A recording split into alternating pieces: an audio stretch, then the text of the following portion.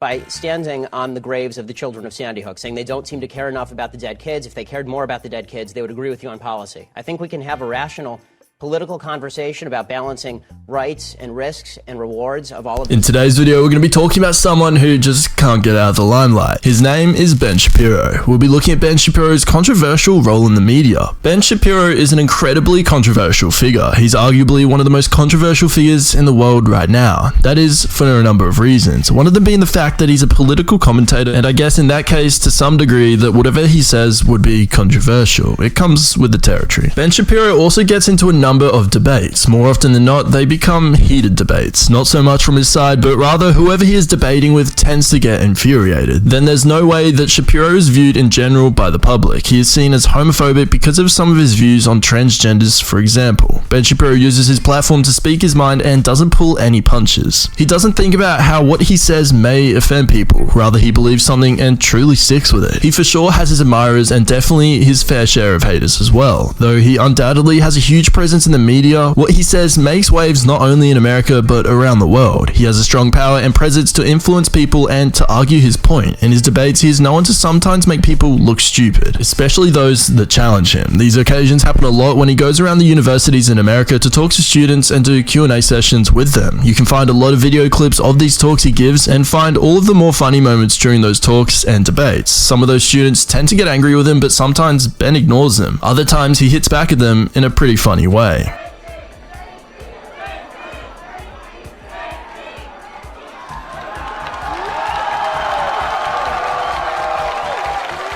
Ben once turned to the board while the protesters continued making unbearable noises. He started writing, and what he wrote spelt out morons and elevated the board for everyone in attendance to see. He was sure not messing around that day. That infuriated those people even more, and he made those who didn't dislike him enjoy a big laugh. Ben Shapiro's Twitter antics are also quite prevalent. He has made lots of statements via Twitter as well as ruffled many feathers there too. Most notably, he had a little run-in with the co-founder of The Verge, Joshua Topolsky. Ben Shapiro has some very interesting interaction with a lot of public figures as well. He has been on Piers Morgan's show that was on CNN, in which he got into a debate about gun laws in America, having endured yet another mass shooting. By standing on the graves of the children of Sandy Hook, saying they don't seem to care enough about the dead kids. If they cared more about the dead kids, they would agree with you on policy. I think we can have a rational political conversation about balancing rights and risks and rewards of all of these. That debate is one of Shapiro's best moments on television, and the video has gone viral everywhere. It is still talked about today. During the debate, Piers was offended by Shapiro, saying that he stands on the graves of the children of Sandy Hook. Since then, it is said that Shapiro himself, that he and Morgan actually got on well in general, and they're not debating, and that they surprisingly agree on a lot of things. Ben Shapiro was also the editor-in-chief of the Daily Wire, which he founded, and he is the host of the Ben Shapiro Show, a daily political podcast and live radio show. Again, he has many avenues where he can voice out his views and opinions. Shapiro is often called to appear on Fox News to give his view a protest that took place. A woman protested by scaling the Statue of Liberty on Independence Day, which caused a lot of controversy and even getting detained by police. Ben did not hold back on what he thought. He believed it was idiotic. He was confused as to how on earth this was productive to what they were fighting for. He says all she did was annoy every single person in the country. That was, in a nutshell, Ben Shapiro's controversial role in the media.